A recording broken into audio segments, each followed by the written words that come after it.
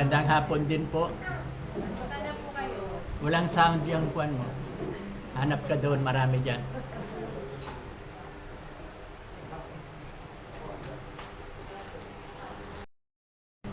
Take two po.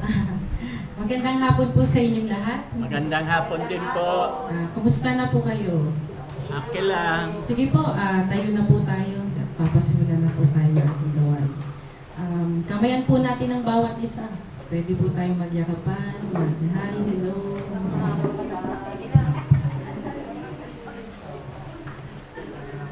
I love you with the love of the Lord. Yes, I love you with the love of the Lord. Hello.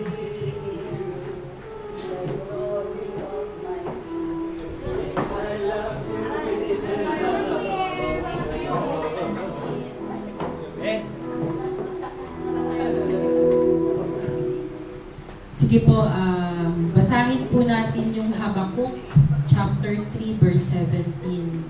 Sabi po dito, bagamat di namumunga ang puno ng igos, at hindi rin namumunga ang mga ubas, kahit na maantala ang pamumunga ng olibo, Likod at mo ang walang anihin sa narinig. mga bukirin, kahit na mamatay lahat ang Doon, mga pwede ka tupa doon. at mawala ang mga baka sa kulungan. Sabi sa verse 18, magagalak pa rin ako at magsasaya, dahil si Yahweh ang Diyos na magliligtas sa akin.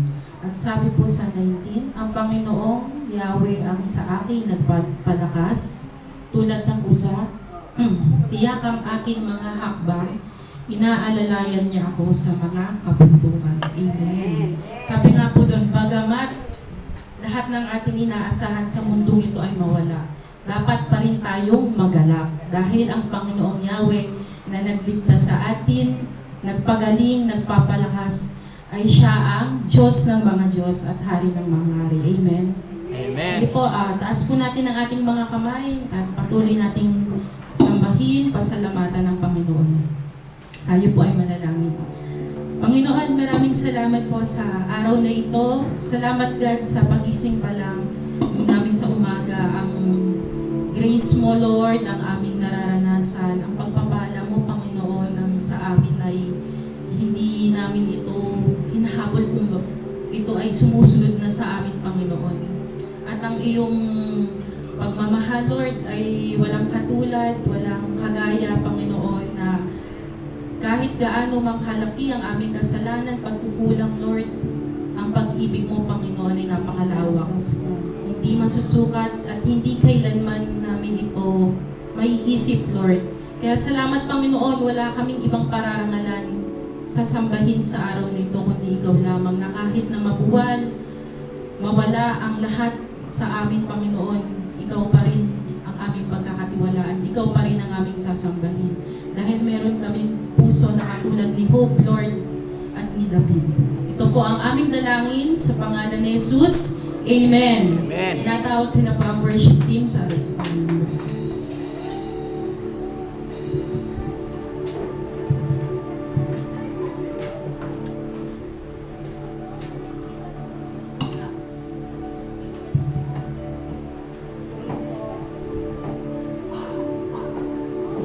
Purihin po, Panginoon, sa mga tinagpalang hapon. Ayan.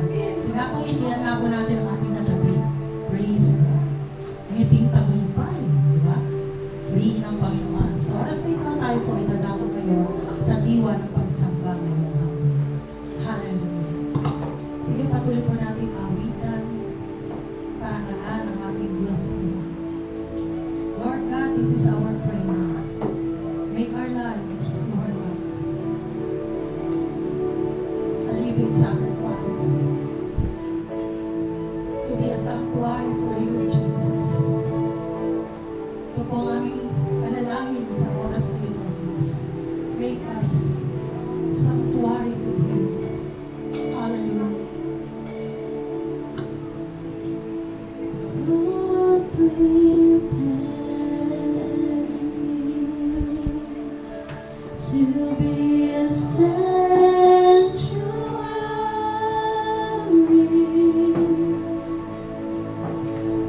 pure and holy.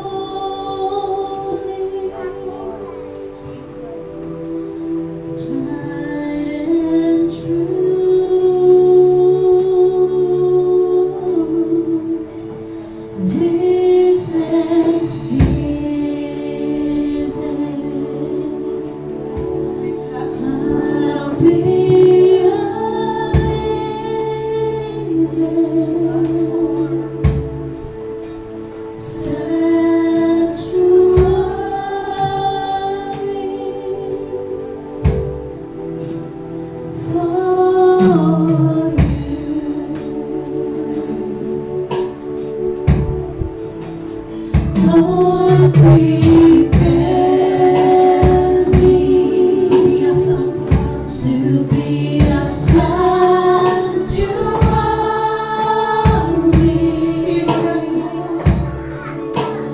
pure and holy, tried and true,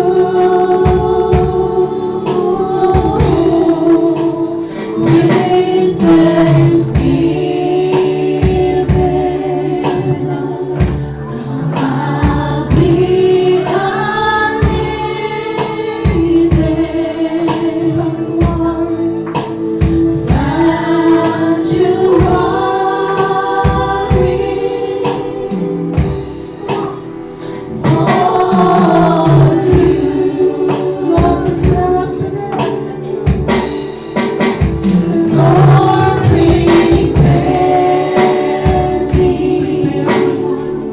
to be a sanctuary,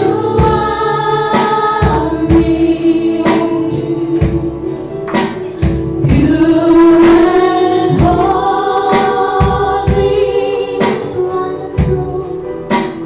tried and true, with thanksgiving, I'll be a living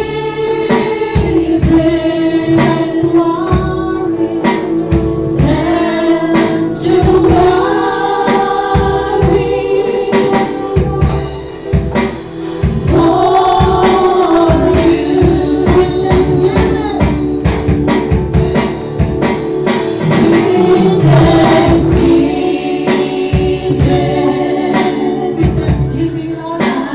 be a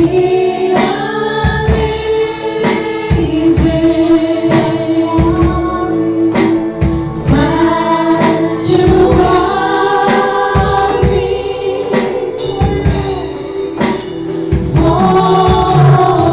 you.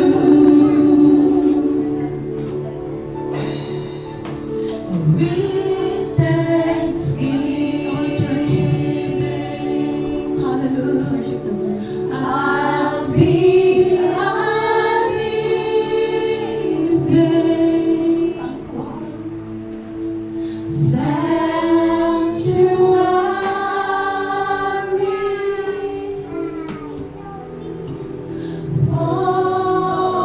for you.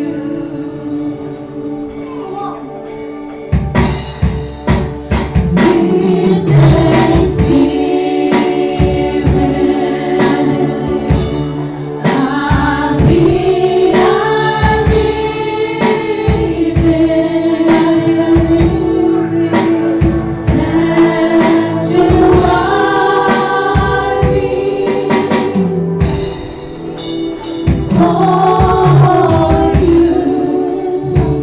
for you. Sanctuary for you.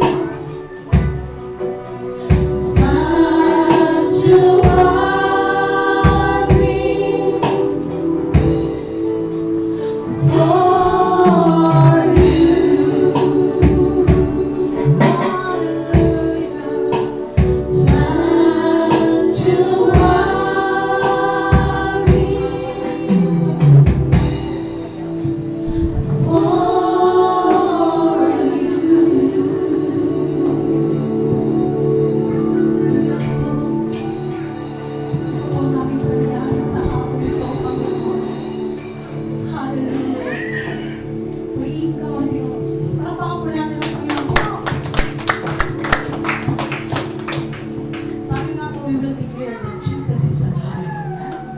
We will live forever and ever and ever. My Savior Redeemer.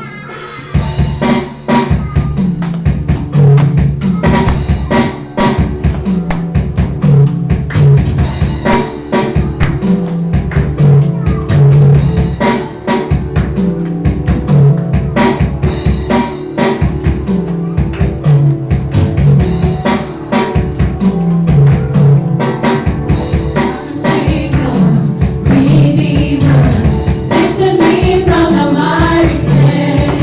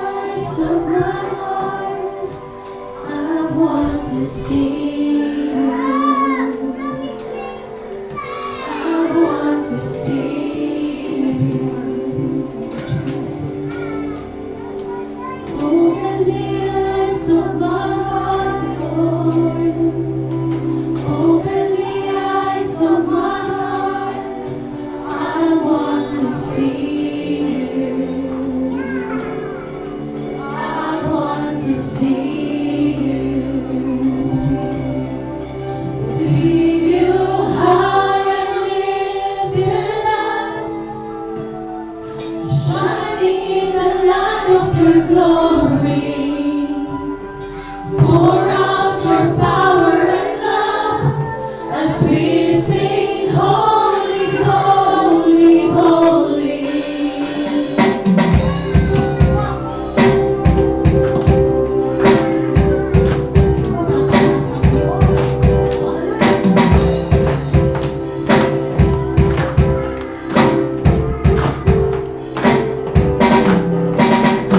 Open the eyes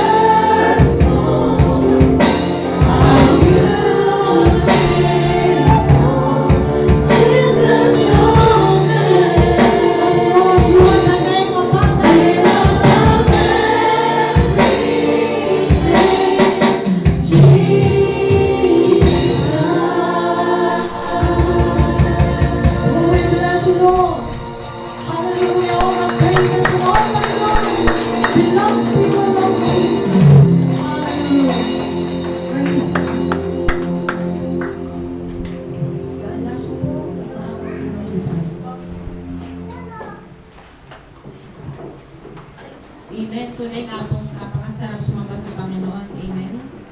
Sa langit po ay walang hanggang pagsamba ang gagawin natin. Dadako na po tayo sa paghahayag ng salita ng Diyos na dadali ng ating makisig at masipag na lingkod ng Diyos, si Pastor Daniel Dawal. Sige po, palakpakan po natin ang Panginoon sa buhay. Purihin ng Panginoon.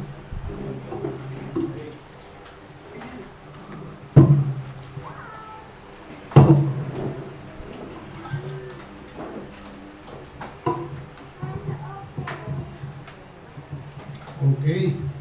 Kumusta po kayong lahat? Okay lang. Buti naman. So, purihin ng Panginoon at isa na namang Sunday service, pero hindi lang ito ordinaryong Sunday service. Sapagkat ito ay huling service ng taong 2025. Excited ba kayo sa 2026? Amen? Amen. Parang dadalawa lang yung nag-amen.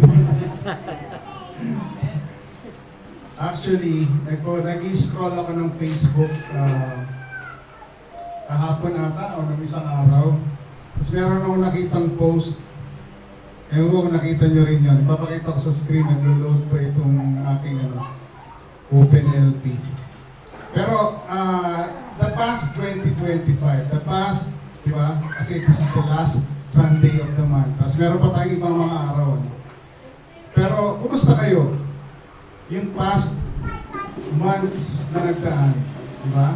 Ano ba yung unang pumapasok sa isipan ninyo kapag naalala nyo, patapos na yung taon? Di ba? Naisip niyo ba yun? Anong unang pumapasok sa inyo? Wala akong natanggap na regalo. Yun ba yan? Okay, wala akong maibigay na regalo. Ano pumapasok sa isip niyo? Di ba? I hope and I pray na pumapasok sa isip niyo kung gaano kabuti ang Diyos sa buhay ninyo. Amen. Isipin nyo, di ba? Buhay pa kayo. Tignan mo katabi mo, sabi mo sa kanya, hello. Buhay pa tayo. Buhay ka ba? Di ba? Buhay pa tayo. Patapos ang taon. Doon natin makikita na kung gaano kabuti ang Panginoon sa atin. Amen? Amen. And talagang nakakatuwa. Kasi pag tinignan natin, ang Panginoon talaga, tapat siya. Amen? Amen. Tapat ang Panginoon, hindi siya nagpapabaya. And ang Panginoon ay kapag binasa mo ang Bible, isa sa mga attributes niya ay siya ay ating pastol. Amen? The Lord is my shepherd. Diba? I shall not want. Psalm 23. Dapat maganda sa uluhin yun kasi napakaganda ng mensahe niya. Dahil ang Panginoon talaga, kapag dinala ka, di ba, on a journey, dadali ka talaga saan? Green pastures. The Lord will bring you to green pastures, quiet waters, and then He will restore your soul. Amen? Amen. And yun ang talagang plano ng Panginoon. So, anyway, may nakita akong merong sinabi rito sa Facebook yan, no? Sabi niya doon, 2026 daw is about to get worse. According to them. Amen? Kasi malamang sa atin, pag nabasa natin, Allah, ano muna pumapasok sa isip? Takot. Di ba? So before we proceed sa message, yan ang message ko eh. Nilagay ko lang dyan. Kasi parang starting point, mapag-usapan, no? And huwag niyo lang i-follow yung post na yan. Kasi talagang doom and gloom. Amen? So, sabi sa Isaiah chapter 60, verse 1 and 2, ang sabi dyan, Arise, shine, for your light has come, and the glory of the Lord is risen upon you. For behold, darkness shall cover the earth, and deep darkness the people. Okay? Totoong magiging madilim sa mundo. Amen? Totoong magiging madilim. Darkness shall cover the earth. Padilim yan ng padilim. Sabi ito, but, okay, pag may nakita ka sa basa ka ng Bible at nakita mo yung but, ibig sabihin nun, lahat ng unang sinabi ay nabaliwala. Bakit? Ang pinupunto ay yung kasunod. But the Lord will arise over you, and His glory will be seen upon you. Natutuwa ba kayo doon?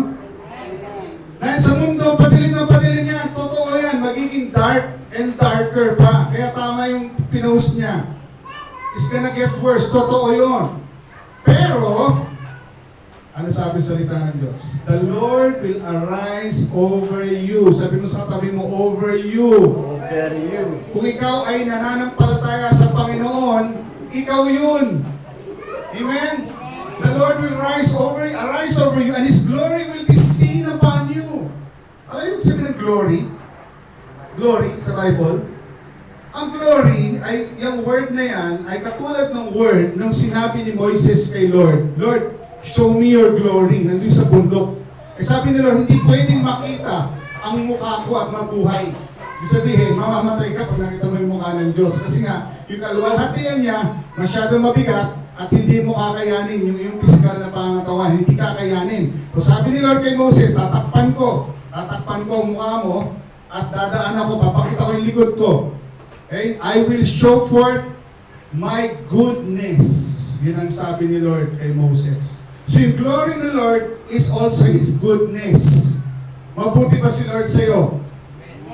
Salamat sa tatlong nag-amen. Mabuti ba si Lord sa'yo? Amen. Amen. Kung hindi ka lang nag-survive this 2025, di ba? Nag-thrive ka pa. Di ba? Ano yung mga nasimulan mo this 2025? Nagbukas ka ng bagong business, di ba? Nag-aral ka, ano man yung upgrade mo sa buhay mo. That is part of the glory and goodness ng Panginoon sa buhay mo. Amen? Amen. Ano pa sabi sa Proverbs 4? The path of the just, tayo yun, the just, the righteous, the path of the just is like the shining sun that shines ever brighter unto the perfect day. Okay? And sabi rito, the way of the wicked is like darkness. They do not know what makes them stumble. Hindi nila alam kung bakit sila nadarapa. Hindi nila alam kung bakit sila natutumba. Kasi nga, ganun talaga ang way of the wicked. Pero tayo, since tayo ay just, tayo in righteousness of God in Christ Jesus, ano sabi doon? The path of the just is like the shining sun that shines ever brighter unto the perfect day. Sabihin, pagkagising mo sa umaga, diba? Mas maigi ngayon kaysa kahapon. Amen? Meron kang ini-expect na mas maganda kinabukasan. Kasi bakit? Yan ang salita ng Diyos. Amen? Let's pray. Introduction pa lang. Let's pray. Heavenly Father, salamat sa oras na to. Salamat sa time na kung saan kami ay makakain ng salita ng Diyos. Kami ay matuto. Salamat, Panginoon, sa iyong banal na Espiritu na nandito sa aming kalagitnaan, na siyang dakilang guro. Siya magtuturo sa amin at ipapahayag sa aming Panginoon kung ano yung mga bagay na nandyan sa langit at para aming maranasan dito sa lupa. Salamat, Panginoon, sa patuloy na pagkilos mo. Salamat sa bukas na puso ng bawat isang nandito ngayong hapon na ito. At dalangin ko po, Panginoon, na freely malayang kumilos ka, Panginoon, sa aming kalagitnaan. Baguhin mo yung mga kailangan baguhin at kami, Panginoon, ay pagpalain sa hapon nito at aming dalangin sa pangalan ni Jesus. Amen. Amen. Amen. Hallelujah. Okay, so, kung ano man nakita niyo sa Facebook, ano man yung mga sinasabi nilang that's gonna get worse, totoo yun. Totoo yun. Pero tayo, na nasa Panginoon, we're going to get better and better, brighter and brighter, unto the perfect day. Amen? Amen. Alright. So, ano yung ang message na naihanda ng Panginoon sa hapon na ito? At natutuwa ako kasi nga, sabi ko, Lord, last Sunday of the year, ano kayo mga nakahanda para sa amin ngayong 2026? Naisip niyo ba yan? Ano yung mga bagay na nakahanda para sa atin sa 2026? Excited ba kayo sa paglipat ng taon? Amen? Amen. Excited ba kayo? Kasi Amen. talagang sa Panginoon, meron kang expectation, meron kang inaasahan. Ganun po yun. Pag nasa Panginoon tayo, hindi pwede na tayo ay stagnant. Amen? Amen. Ano yung stagnant? Parang yung Dead Sea. Di ba? Yung Dead Sea sa Israel, yung alat ng asin, dagat na asin, patay na dagat pala, puno ng asin. Di ba? So sa tindi ng pagkaalat nun, hindi ka lulubog. Pag hindi ka marunong lumangoy, lulutang ka lang ng lulutang kasi nga Dead Sea. Lumulutang. Walang nabubuhay doon. Bakit? Kasi walang lumalabas na tubig galing sa Kanya. Lahat papasok. So ayon ng Panginoon na tayo stagnant. Amen? Nais ng Panginoon, yung pumapasok sa ating buhay, lumalabas din. Di ba? Yung pagpapalang na tanggap natin sa Panginoon, hindi lang natin sinasarili. Binabahagi natin. Amen? Yung natatanggap natin salita ng Diyos, hindi lang sa atin yon. Although, yes, amen, para sa atin yon, pero para rin sa iba. Amen? Nais ng Panginoon na hindi tayo maging stagnant. So, I was praying, ito yung inano ng Panginoon, yung message ng Panginoon. Territory takers. Ano yung territory takers? So, subtitle, Thanking God for 2025 and Aligning to His plans and purposes this 2026. Kasi nais talaga ng Panginoon, tayo ay mag-take ng territory or tayo'y sumakop, sakupin natin yung mga pinangako ng Diyos para sa atin na hindi pa natin nalalakaran. Amen? Kasi meron talaga. Ano yung pinapangarap mo since way back? Pinapanalangin mo since way back? Ano yung mga yun? Kapag nasa salita ng Diyos yun, pangako yun ng Diyos, it's about time na makuha natin yun. It's about time na malakaran natin yun. Amen? Amen. Na hindi lang yun hanggang pangako. Dahil ang nais ng Panginoon ay ang kanyang salita ay matupad sa buhay natin. Amen? So, territory takers. Kasi hangang tubig. Tubig. Alright, so Joshua 1 verse 1 to 9. So, basahin natin. Wala kayong, so nilagay ko na sa PowerPoint para hindi niyo na, di ba? Kasi nung nakari mga services, pinapabuksan ko kayo. So, turn on your Bibles. Diba? So, para mapadali, so Joshua 1 verse 1 to 9, after the death of Moses, the servant of the Lord, it came to pass that the Lord spoke to Joshua the son of Nun, Moses' assistant, saying, Moses, my servant, is dead. Now therefore arise, go over this Jordan.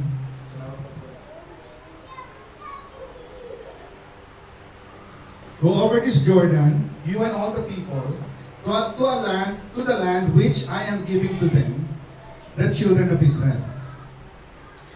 From the wilderness and this Lebanon, as far as the great river, the river Euphrates, all the land of the Hittites, and to the great sea towards the going down of the sun, shall be your territory.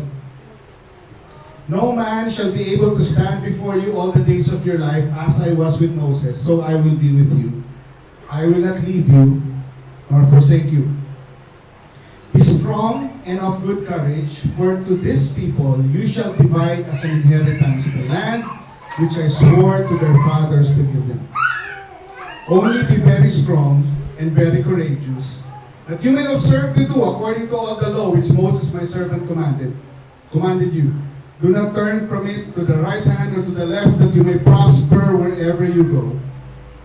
This book of the law shall not depart from your mouth, but you shall meditate in it day and night, that you may observe to do according to all that is written in it. For then you will make your way prosperous, and then you will have good success. Have I not commanded you? Be strong and of good courage. Do not be afraid nor be dismayed, for the Lord your God is with you wherever you go.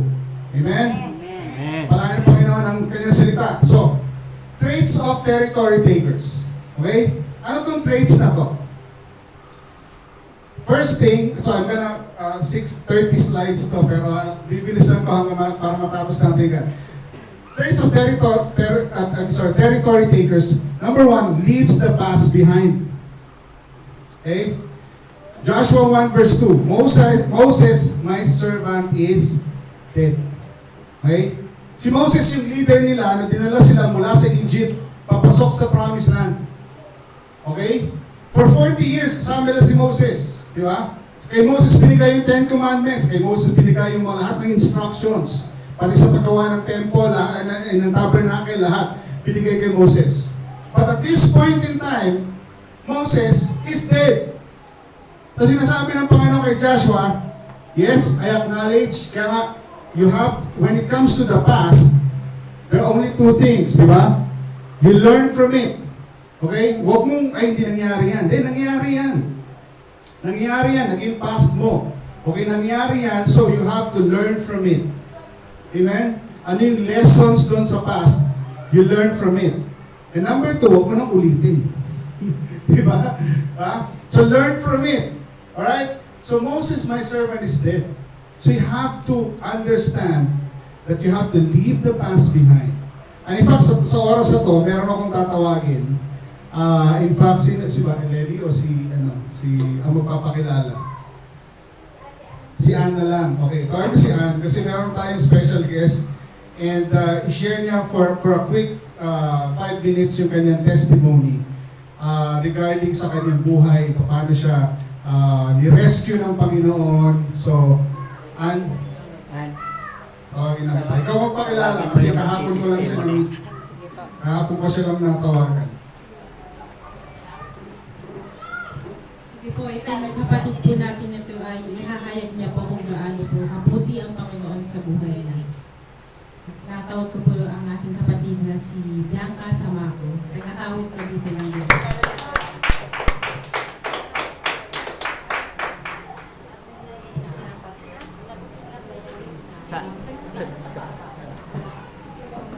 Hello, magandang hapon po sa inyong lahat. Ako po ulit si Rona Bianca Samaco.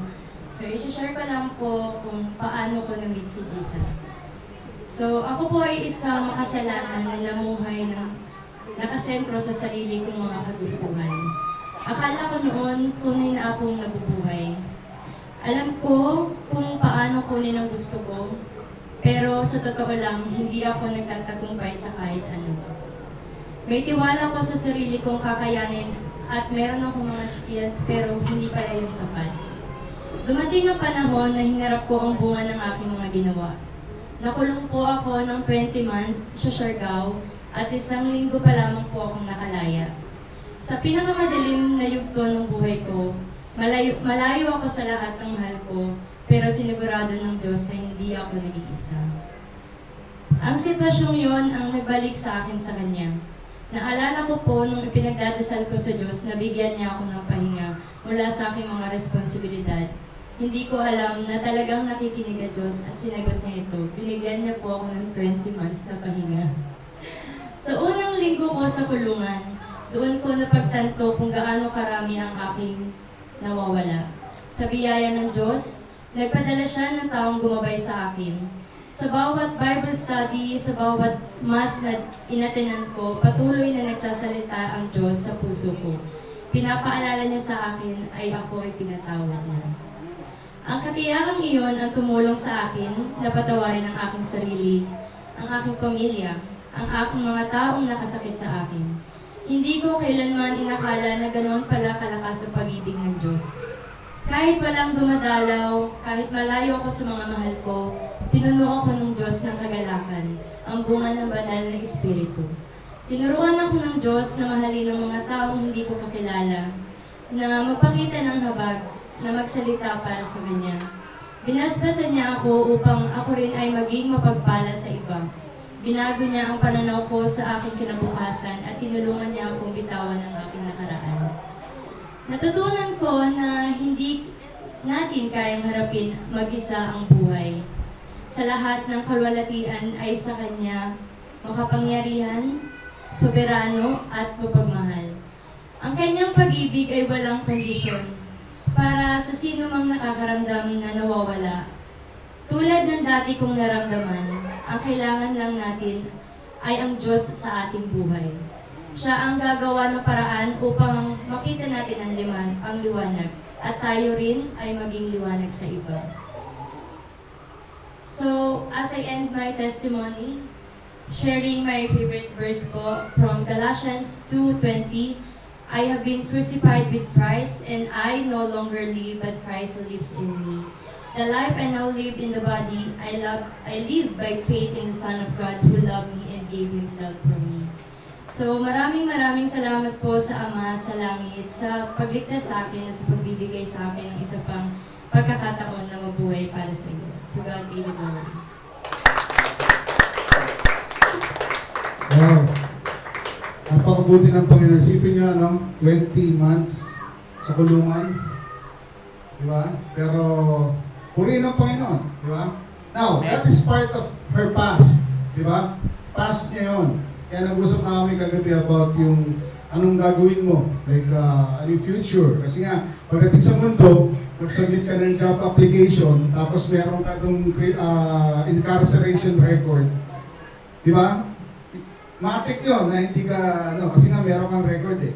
Pero mabuti ang Diyos. Yun ang sabi ko sa kanya, meron ka agad nakabang sa'yo. Eksakto, meron siyang gustong work, and meron kang kakilala na ganun din yung work. Say, pagtatagpo na lang natin. So, ganun lang yun. Amen? Amen. But yun nga, the past, we all have pasts. Amen? Actually, itong 2025, paglipat ng 2026, past na yung 2025. Amen? Huwag na natin dadalhin yung 2025 sa 2026. Amen? So, yung mga, yung mga baggages, kasi tayo mga Pilipino, mahilig tayo sa balikbayan boxes eh. Minsan, di ba, nakalagay na sa bahay, hindi pa tinatapon kasi nga may sentimental value. Di ba? Pag hindi mo na kailangan, itapon mo na o pamigayin mo para bumalik sa'yo ng siksik-liglig at tumapaw. Amen? So, we have to leave the past behind. Although, gaano katindihan, gaano ka-glorious. Actually, pag tinignan natin yung ministry ni Moses, di ba? Doon natin nakita yung tubig galing sa bato. Oh, di ba? Yung maraming quail, pugo, di ba? Nang gusto nila ng karne, dumating yung pugo, milyon-milyon na pakain. Tumawid sa dagat, glorious, di ba? Yung ministry ni Moses, pero sabi ni Lord kay Joshua, Moses, my servant is dead. You have to move on. Which is the next point. Traits of a territory taker not only leaves the past behind, but gets up and goes over. Amen? Joshua 1 verse 2, Now therefore arise. Arise. Tumayo ka dyan sa upuan mo o sa kinahihigaan mo o whatever, di ba? Go over this Jordan, you and all the people, to the land which I am giving them, the children of Israel. Meron talagang land na nakalaan para sa atin.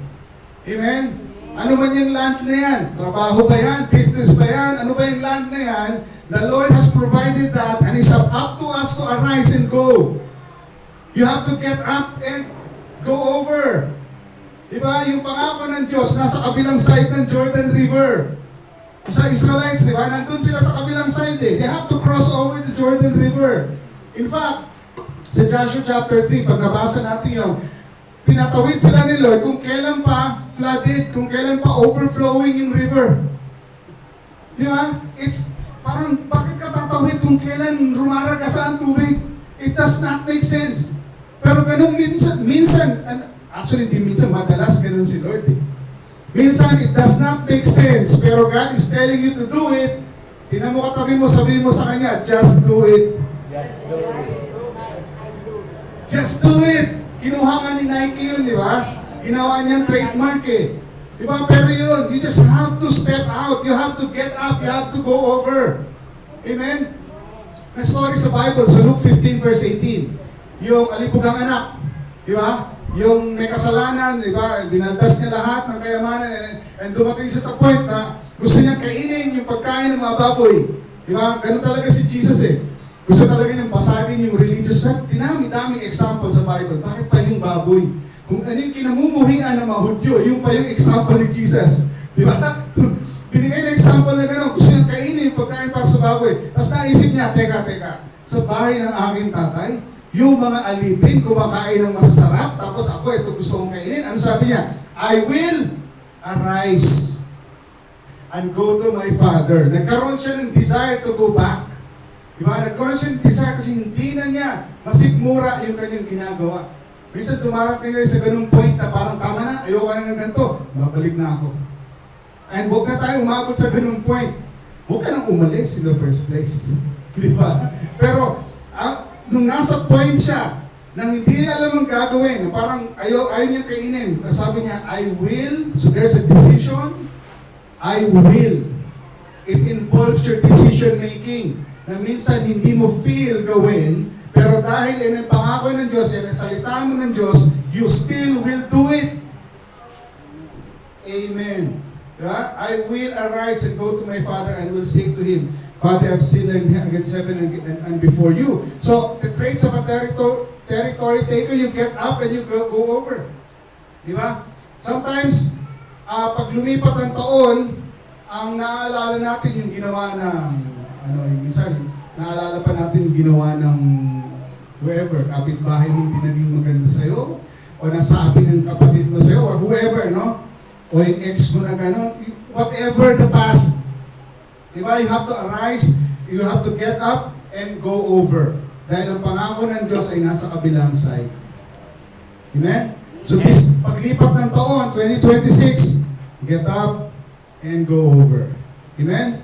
Amen. Next trait of a territory taker, strong and courageous. Joshua, 3 beses binanggit sa Joshua chapter 1. Verse 6, verse 7, and verse 9. Pag inulit-ulit ng Panginoon ang isang bagay, ibig sabihin nun, importante yun. Amen? Pag inulit yung dalawang beses, diba yung nanay mo, pag naalala mo ng bata ka, pag inulit yung pangalan mo, alay, maganda ka na. Kasi bakit? May dala ng huwag mo na paabutin ng pangatlo. Diba? So, 3 times inulit ng Panginoon sa Joshua chapter 1, verse 6, 7, and 9, be strong and of good courage. Bakit? May ibig sabihin yan. So una, be strong and of good courage, Joshua 1 verse 6, for to this people you shall divide as an inheritance the land which I swore to their fathers to give them. Note number 1, bakit be strong and courageous? You would need strength and courage to lead people. Etong darating na 2026, di ba? People will be added to your life. Business, church, di ba? Gawain, whatever, no? People would be added to your life and you would need strength and courage to lead people. Why? Because with people comes problems also. Sad to say. Which is true, amen, yung mga may businesses. Di ba? Kakabayad lang ng 13 month. Di ba? May mga gano'n. Kakatanggap na ng 13 month, magre-resign na. O di nasa na yung maghahanap ka na naman ng ano. Di ba? People, kasama yan ng problems. Di ba? Pero, kaya sinasabi sa salita ng Diyos, you would need strength and courage to lead His people. Amen? As we grow, yung church mag-grow yan, yung business mo mag-grow. And sabi sa Bible, that ang true riches ay wala sa kayamanan. Nasa tao. Kasi mayaman ka nga, ang dami mong pera, wala ka naman tao. Wala. Amen? Nasa Proverbs yun. Basahin yung Proverbs. Yung mga business people, yung mga nasa companies. Basahin yung Proverbs. 1 chapter a day. At may mga matutunan ka. Ano pa? Strong and courageous. Joshua 1 verse 7. Only be strong and very courageous that you may observe to do, let us agree, you may observe to do according to all the law which Moses my servant commanded you. Do not turn from it to the right hand or to the left, that you may prosper wherever you go. Note number 2, you would need strength and courage to obey God's instructions. Amen? Amen. Diba? Ang Panginoon nangungusap palagi. Diba? And minsan, sometimes madalas, ayaw natin gawin yung sinasabi ng Panginoon kasi mahirap. Diba? Pero, sinasabi nga dito, be strong and courageous that you may observe to do. Bakit? Ang salita ng Diyos, Yan ay pangako ng Diyos. At ang pangako ng Diyos, hindi yan napapako. Ano sabi sa Isaiah 55? Di ba? My thoughts are not your thoughts, my ways are not your ways. For as high as the heaven is from the earth, so are my thoughts than your thoughts. Anong sinasabi na ng Panginoon? Yung kanyang pag-iisip, yung kanyang plano, yung kanyang direksyon, iba sa atin. So, hindi ibig sabihin na parang Lord, ang taas naman, di ko maabot. Yung sinasabi ng Panginoon, i-align natin yung thoughts natin sa kanyang thoughts. Ibig sabihin nun, kung ano yung thoughts niya, yun lang yung ilagay natin sa isip. Kaya sinasabi rin sa Bible, gagwardyahan natin yung ating pumapasok sa ating thoughts. We have to guard, di ba? Guard, sabi doon sa, I forgot the verse, gird up the loins of your mind. Ibig sabihin, maging mapagmatsyag ka sa pumapasok sa iyong isipan. Amen? Hindi yung lahat na nakikita natin sa Facebook, oy, di ba? Gagwardyahan natin yan. Kasi nga, we have to observe and we need strength and courage to obey God's instructions. Amen? Number 3, pangatlong beses na inulit, have I not commanded you? Be strong and of good courage. Do not be afraid. Do not be dismayed, for the Lord your God is with you wherever you go. Note number 3, you would need strength and courage as you go the journey where God is leading you. Lahat tayo may kanya-kanyang journey. Amen? Iba't iba yung pagkakatawag sa atin. Yung iba, pagkatawag sa'yo, ikaw ay, sabihin natin, ikaw ay nasa bahay, inalagaan yung mga anak. That's a calling. Amen? Hindi lahat ng tumatayo dito, yun lang ang call. Kasi hindi lang yung mga lingkod ng Diyos, mga pastor, yun lang ay tinawag. Tinawag tayo sa iba't ibang aspeto. Kung may business ka, may work ka, that's a calling. Amen? And the journey to where God is leading you, most of the time, is hard. Bakit? Kasi hindi mo pa siya nagagawa before. May mga bagay na dadaling ka ng Panginoon na hindi mo pa nagagawa dati. Naisip niyo na ba yun? May nagsabi nun, yung si Albert Einstein ata nagsabi nun. Sabi niya doon, the solutions to our problems, okay, cannot be solved, or the problems we face now cannot be solved by the previous solutions.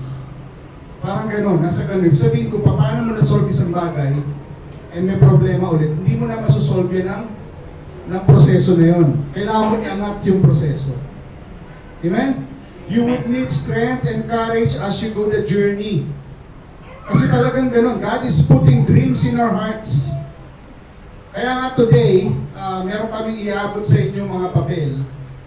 Pag uwi nyo sa bahay, isulat nyo doon kung ano yung mga nilalagay ni Lord sa heart nyo. Visions, dreams nilalagay ni Lord sa heart nyo for 2026. At ilagay niyo yan sa rep or ilagay niyo sa harapan ng salamin, saan mo siya nakikita. Pray about it. Kasi God is leading you to places, to levels that you have not experienced before. Amen?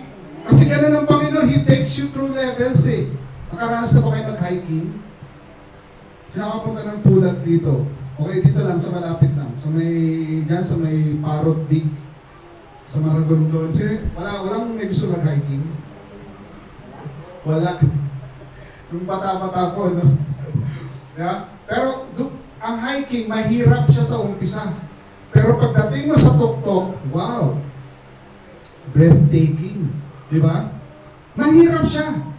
Pero pagdating mo sa taas, nakakatuwa. Kasi wow, na-survive ko yun. So, saan mo makita ang binti ko, ang tuhod ko, whatever. Pero yung view is wow. Di ba? Papa-selfie ka siguro or whatever, papa-picture at yun ang cover photo mo for the next 12 months. Diba? Kasi ganun talaga eh. God is leading you through a journey. And it takes courage. Sabi sa Proverbs 28 verse 1, the wicked flee when no one pursues. Sipin niyo yun, laging takot ang wicked. Diba? Masamang tao, laging takot. Diba? Nasa na isang politiko na dating kala mo siga, napakadaming pera, nagtatago. O whatever, di ba? Nagtatago. The wicked flee when no one pursues. Kasi bakit? Ganun talaga yun. Ang sabi rito, but the righteous are as bold as a lion. Di ba?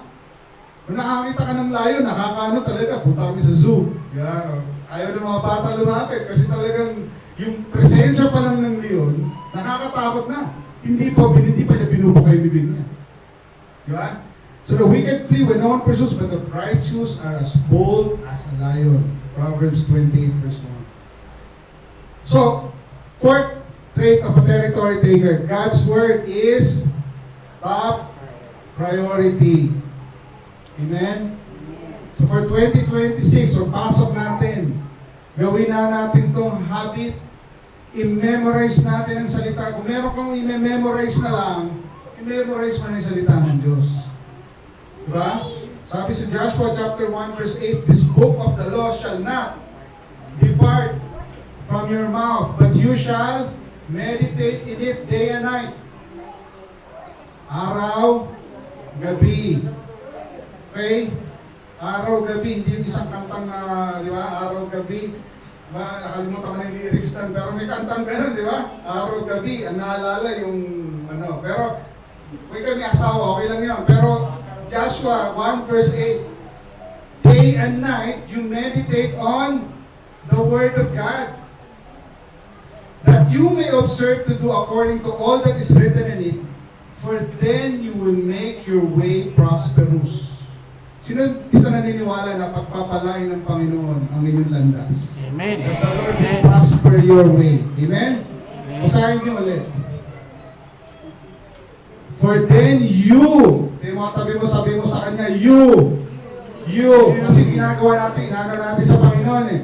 You will make your way prosperous and you will have good success. So ang responsibility, kasi a lot of times yung responsibility natin, binibigay natin sa Diyos eh. Tandaan natin sa buhay Kristiyano, sa Bible, may tinatawag na God's sovereignty and man's responsibility. Ano ibig sabihin nun? Ang Panginoon, sovereign siya, yes, nag-establish siya ng laws, ng principles. Di ba? Pero may responsibility para sa atin. We have to go and do it. Di ba? Parang for example, bigyan ng example. Alam ko, ilan sa inyo nananalangin din ito. Nananalangin ako, I'm believing for a miracle. You pray with you believe with me. No? Manampalataya kayo kasama ko kasi ang pinagpipray ko, magkaroon ng abs. Natawa kayo bigla, ba't kayo natawa? Diba? I'm believing, yes Lord, I'm believing. Nag-worship ako, nagpipray. Nagpa-fasting ako para magkaroon ng abs. Magkaka-abs ka ba? Doon sa mga fitness ano rito? Hindi. Bakit? Ang kailangan mo ay mag-exercise. Di ba? May mga tamang exercises yun na ginagawa. Sa ngayon, meron akong ab singular. Isa lang eh. Pero di ba? Responsibility. You're praying for miracles. Di ba? You're praying, but tignan mo rin yung responsibility. Ano yung responsibility mo? Di ba? You what? Pagdating sa spiritual life, you meditate on the Word of God day and night. Kasi bakit? Kapag ang salita ng Diyos, yung pundasyon ng buhay mo, yan ang nagdidirect sa buhay mo, gagawin mo palagi yung tama. Amen? Gagawin mo yung prinsipyo ng Diyos. Kapag ginawa mo ang prinsipyo ng Diyos, ang Diyos hindi nagkakamali. Never siyang nagkamali. So sa lahat ng ginagawa natin sa buhay, ano man yung aspeto ng buhay, i-align natin yung ating buhay sa salita ng Diyos, di tayo magkakamali. And we will what? Make our way prosperous and we will have good success. Psalm 119 verse 11, your word I have hidden in my heart that I may not sin against you. Yung sin kasi, minsan isip natin yung sin lang, yung kasalanan na ginawa mo sa ibang tao, whatever na kasalanan na iniisip mo. Yung sin na nakasulat dyan is yung sin na yung wala ka sa tamang landas, na wala kang parang archer. Yung archer, yung pumapana, di ba nakita namin ng ganon? So kapag hindi tumama sa bullseye, sisigaw yung kabala. Sisigaw yung nandun. Sin. Ibig sabihin mo, hindi mo natamaan ng gusto. So kung ang buhay natin ay wala sa alignment sa Panginoon, we are in sin. Kaya kinakailangan natin salita ng Diyos para sa direction, sa gabay. Amen? Psalm 119 verse 105. Your word is a lamp to my feet and a light unto my path. Amen? We are in a journey. Sometimes yung path natin is dark. Sometimes di natin alam ang direksyon. Sometimes yung mga kasama natin nawawala din. Pero ang salita ng Diyos, yan ang magbibigay sa atin ng liwanag sa landas natin. Amen? Makikita natin kung anong tatahakin natin. Amen? Psalm 119 verse 1 to 5. So ito mga to, picturean nyo, whatever, basta parang itong 2026. Let's make a decision na the Word of God will be my top priority. Amen? Last trait ng territory taker is led by the Holy Spirit. Joshua chapter 1 verse 1. And it came to pass that the Lord spoke. Okay? The Lord spoke to Joshua. Meaning to say, nangungusap si Lord. Nangungusap ba si Lord sa inyo? Amen. Yes. Hindi man audible, sometimes hindi pa audible, hindi man audible, pero nangungusap siya sa iyong heart kung anong gagawin. Ang tawag doon, conscience. It's the Holy Spirit talking to you. And you have to obey. Amen? Came to pass, the Lord spoke to Joshua, son of Nun, Moses' assistant, saying, so there is a voice. May voice talaga na nanggagaling sa Diyos. As we go along the journey, He will speak to us. Sa Luke chapter 2, verse 25 to 27, ito kasi ang ganda ng example. Dahil sa Old Testament, the Holy Spirit only came upon kings, prophets. Diba? Pag tinawag ka ng Panginoon as a king or as a prophet, and the Holy Spirit came upon them. And the Spirit of God came upon them. Ganun na nangyari ng Old Testament. Diba? Kung hindi ka anointed, kung hindi ka king, hindi ka prophet, nangangapa ka sa dilim. But when the New Testament came in, kitang-kita na yung active working ng Holy Spirit. Luke 2 verse 25, sabi nito, and behold, there was a man in Jerusalem whose name was Simeon. There was a man. Hindi sinabing there was a prophet, there was a king. Hindi. There was a man. This was an ordinary man whose name was Simeon. And this man was just and devout, waiting for the consolation of Israel. And the Holy Spirit was upon him. The Holy Spirit right now, in this age and time, is actively working among us. He is speaking, He is telling you things. Diba? And sabi sa Romans 8 verse 14, sino rito ang anak na ng Diyos? Diba? Matik yan. Sabi niyan, for as many as are led by the Spirit of God, these are the sons of God. Kasi ito'y pangako ng Diyos. Mula nung tayo'y nakiisa kay Kristo, ang banal na Espiritu ay nag-start na manahan sa atin. Kaya nga sabi sa Bible, this body is the temple of the Holy Spirit. Kaya kapag meron kang ginawang hindi tama at hindi sang-ayon sa salita ng Diyos, parang hindi ka makapakali. Na ano nyo ba yun? Parang minasabi kang hindi maganda, parang gusto kong kunin. Diba? Kasi bakit? Dahil ang banal na Espiritu ay nandito na kasama natin. So trait of a territory taker. You leave the past behind. Get up and go over. You're strong and courageous. God's work is top priority and you're led by the Holy Spirit. Sino rito territory taker? Territory taker.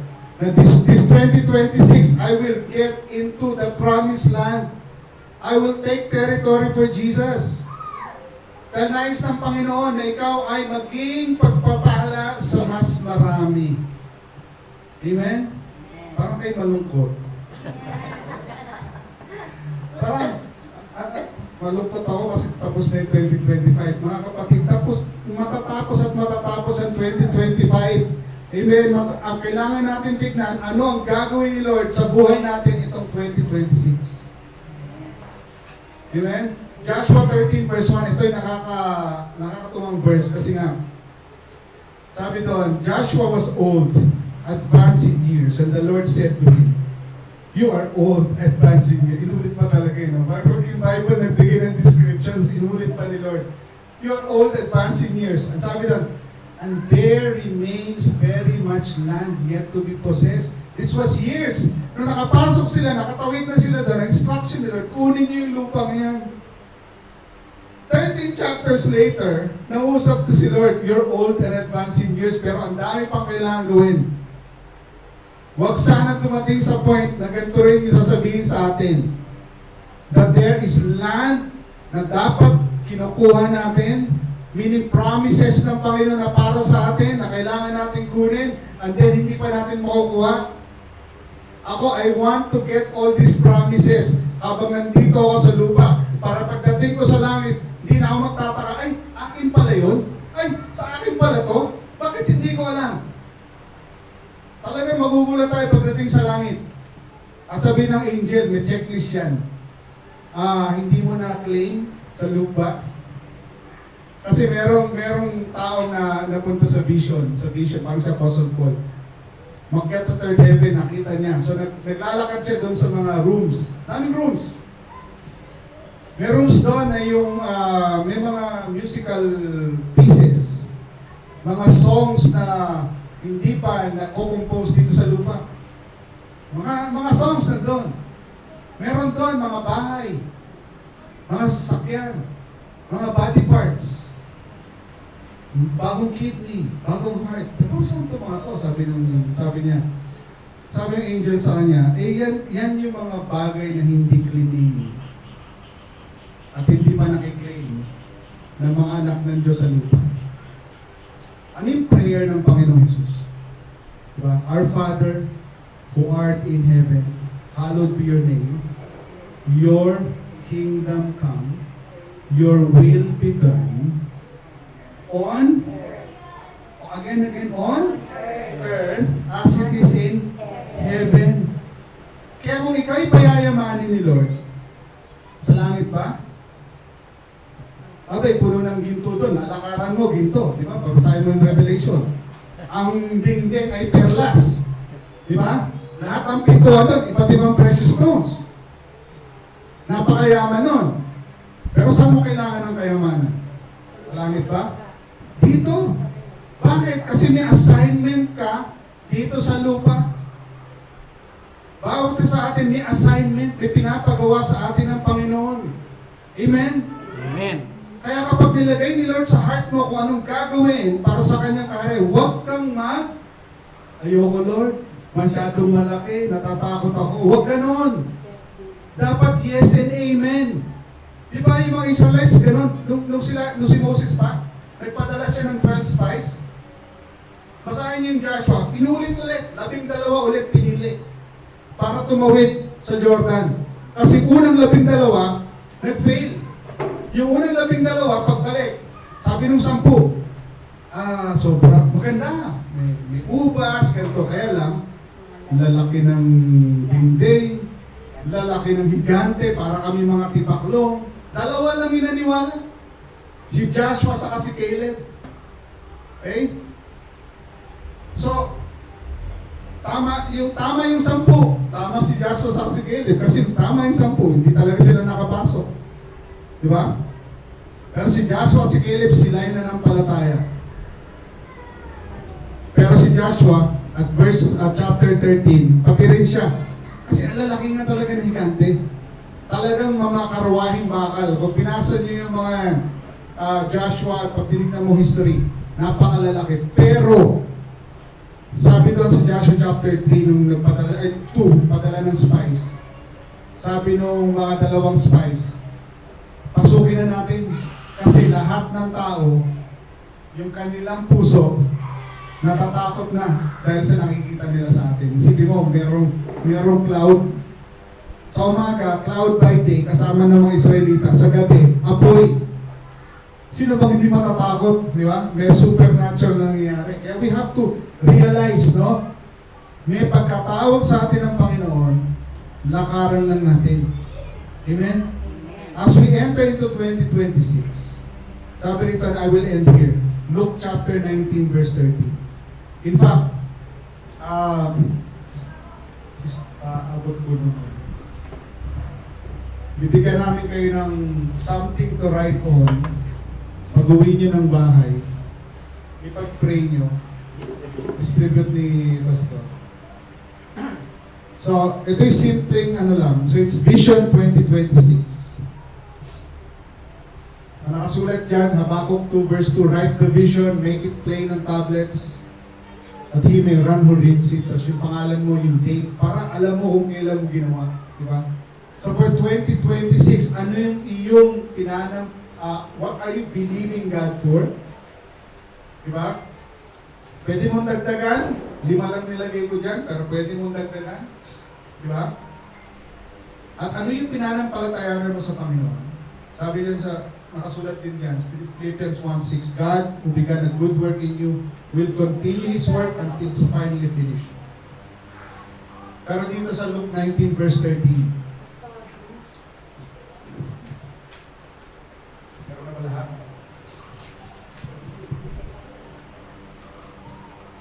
Okay. Sabi dyan, occupy, and he called his 10 servants. So ito yung hari, master, tinawag niya lahat ng kanyang servants and delivered them 10 pounds. Pero itong hindi weight itong pera. Binigyan ng pera yung mga servants. And said to them, occupy until I come. Territory taker. Occupy. Sa ibang translation, do business until I come.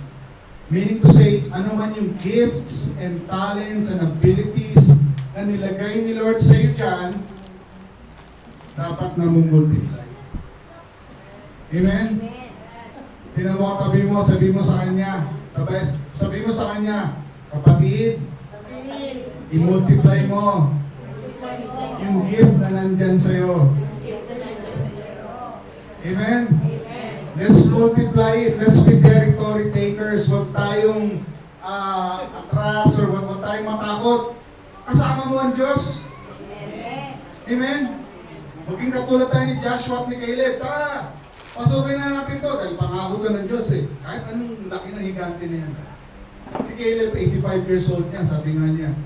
Bigay mo sa akin yung bundok. Pinangako sa akin to 40 years ago eh.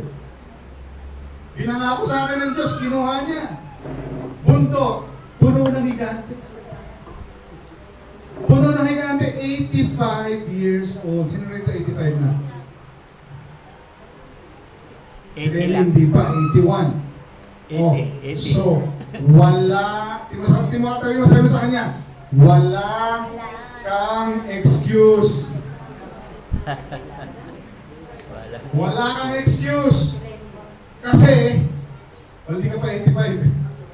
Si Caleb, 85, kinuha niya yung bundok, puno pa ng higante. Kaya napalitan yung pangalan nun, hindi ng Kiryat Arba, naging Hebron. Yung lugar na yun. Amen?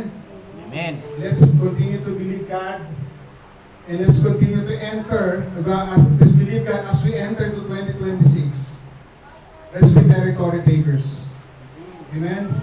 Dahil nais lang talaga ng Panginoon na tayo, at pagpasok natin na taon, that we will take whatever God's promises has for us. Saan man sphere of influence ka, sa business ka ba, sa government ka ba, sa private sector ka ba, ikaw ba ay nasa bahay, nag-aalaga ng mga anak, yan ay calling ng Panginoon. Amen? Let us pray. Heavenly Father, kami lumalapit sa iyo, nagpapasalamat una sa napakabuting biyaya sa pamamagitan ni Jesus. Sa kanyang sakripisyo sa krus, kami ay naging malaya. Kami ay nagkaroon ng access through your throne of grace. And we thank you. We thank you tonight. We thank you for the year na nagdaan. We thank you na kami ay nakatayo pa rin. Kami ay healthy. We're strong. We're blessed. We are enjoying life. And there are times, Panginoon, na hindi man namin nararanasan yung kabutihan or yung goodness sa buhay namin sa ngayon. Bagamat meron ilan sa amin, Panginoon, na nakakaranas ng lungkot at bigati sa mga losses for the past year. I pray, Father, for healing and restoration. I pray as we enter into the year 2026, we would understand more and more your plans and purposes for our lives, and we make a decision to walk in it. Salamat po sa grace, sa mercy, sa strength. Help us to be territory takers. Help us to occupy the land that you have for us, which is primarily in your word, primarily the plans and the promises you have for us. Salamat sa gabi ito. Pagpalain niyo ang bawat isa. Ito aming dalangin sa pangalan ni Jesus. Tayo magsabi ng Amen. Amen. and Amen. Tawagin ko si Pastor Edgar at kanyang pangungunahan ang communion. As we enter the year, let's celebrate communion.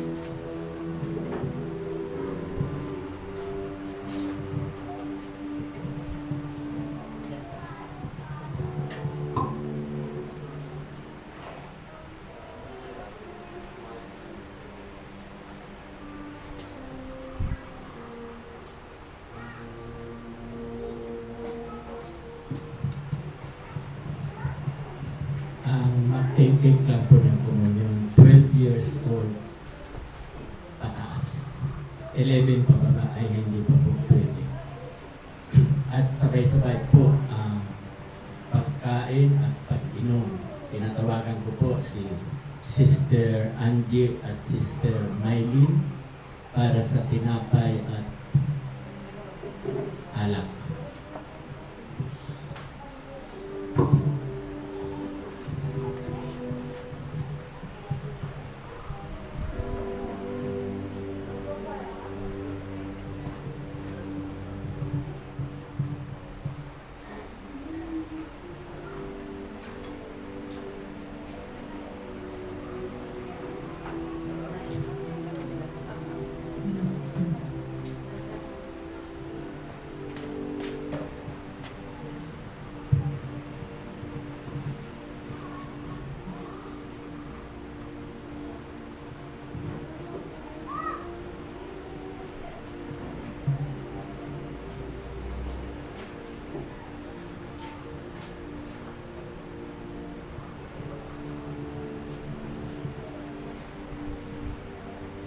Kapag na-distribute na po, inaanyayahan po tumayo ang kapulungan.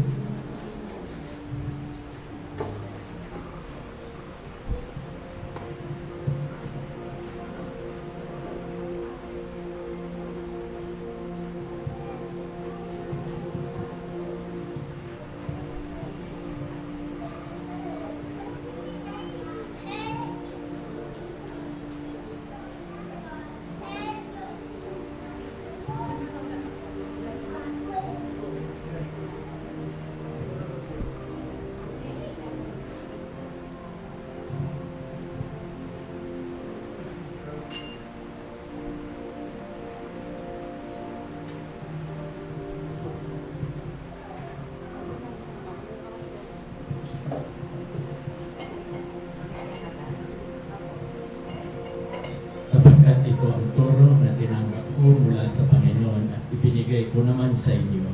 Noong gabing siya'y pinagkanulo, ang Panginoong Hesus ay dumampot ng tinapay at nagpasalamat at pinagpira-piraso iyon at sinabi, ito ang aking katawan na inihandog para sa inyo. Gawin ninyo ito bilang pag-alaala sa akin. Sabay-sabay po natin kanin natin.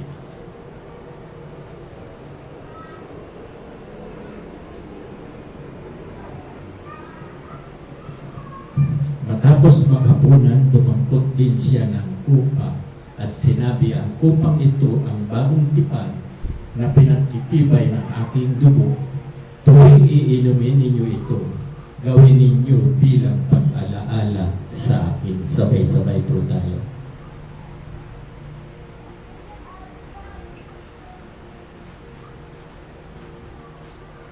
Maraming salamat po. Sa oras na to, inaalala namin ang ginawa mo sa krus. para sa amin na kami ay naligtas sa mga kasalanan. Salamat Panginoon na kami may buhay na nanggagaling sa iyo.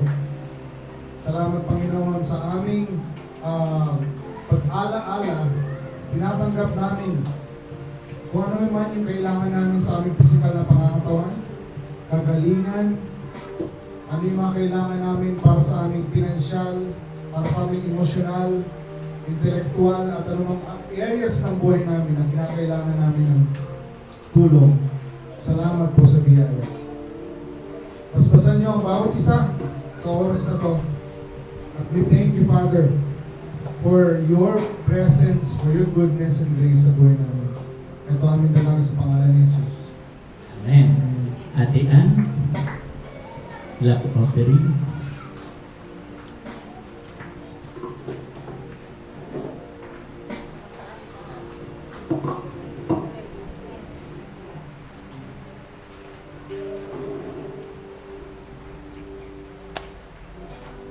Ilagay po natin yan.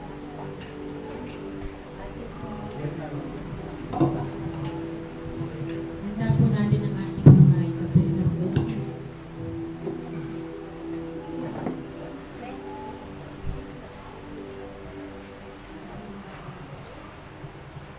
May aawit ba habang nililikom?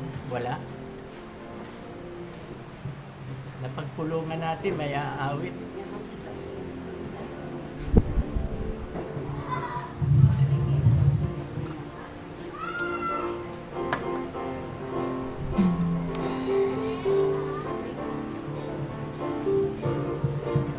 Atin pong ipanalangin ang ating mga handog.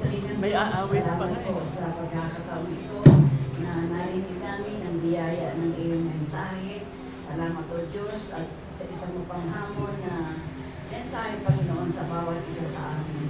O Lord, tinatanggap po namin ang pagkakabahagi, Panginoon, ng pagsakop sa mga territory sa aming buhay na hinaharap namin para sa taong 2026. At sa panahon ito, Panginoon, dinadalangin ko rin po ang mga biyayang aming naihandog sa mga offerings namin, Panginoon, para sa gawain ng iglesia ito. Maraming salamat, O Diyos. Pagpalain mo po ang mga kamay na nagsipaghandog, maging ang mga handog na ito, Panginoon. Magamit namin ito sa paghayo, sa ikauunlad ng iyong salita dito sa Tabon 1, 2, and 3. Thank you, Lord, na naging kabahagi kami sa gawain ito sa iyong kabasan dito sa Tabon 2. In Jesus' name we pray. Amen.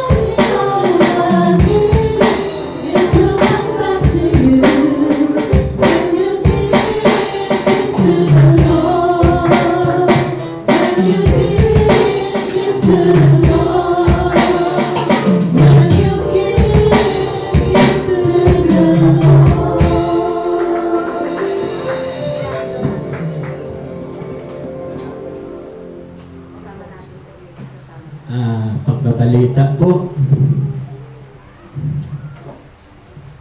sa darating pong linggo, alas 4 po ulit tayo. 2 linggo pa. January 4, January 11. Yung January 11 kasi, nasa Davao kami. Kaya si Pastor Dan ang ating speaker at si Pastor Nel sa unang linggo ng January. Kayo po ang speaker. Pauli, alas 4 po ulit ang gawain kasama ang pang-umaga at pang-hapon. So, 2 pa yan ha? January 4, January 11. Okay. So, Inaanyayahan po ito ngayon ang kapulungan. Kulang pala yung sinabi ko.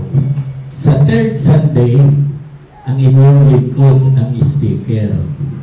Pero, umagat hapon na yan. At si Ate Ana, Pastora Ana, sa huling linggo, speaker.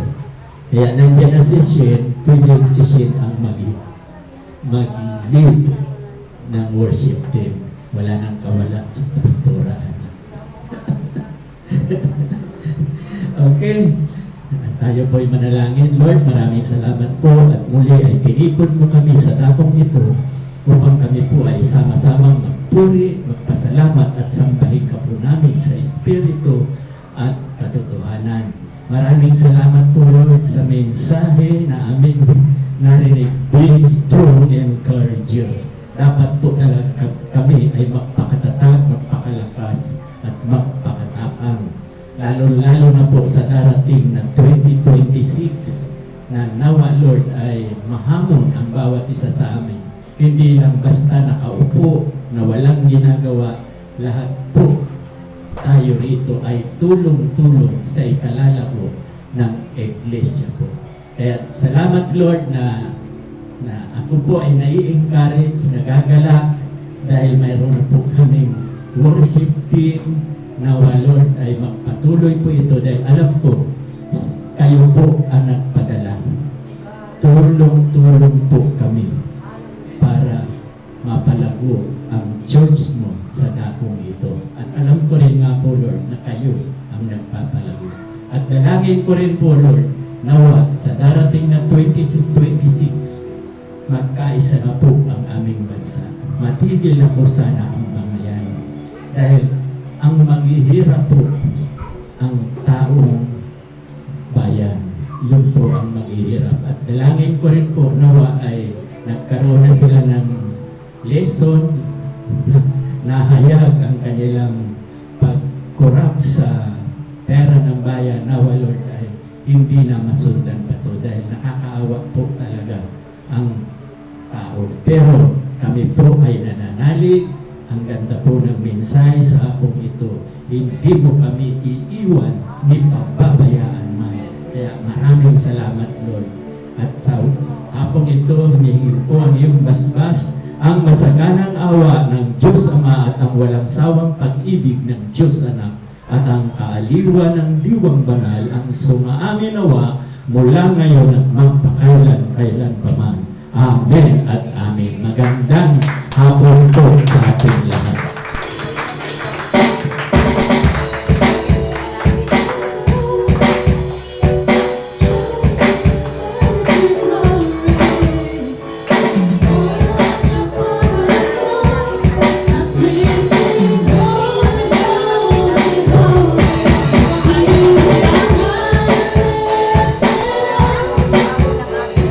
Shining in the light of your glory.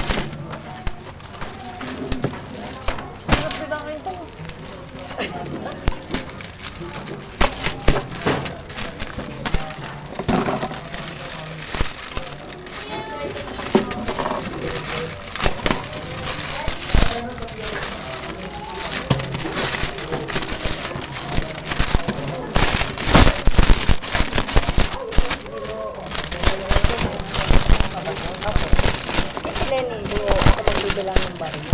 Nahirapan ka.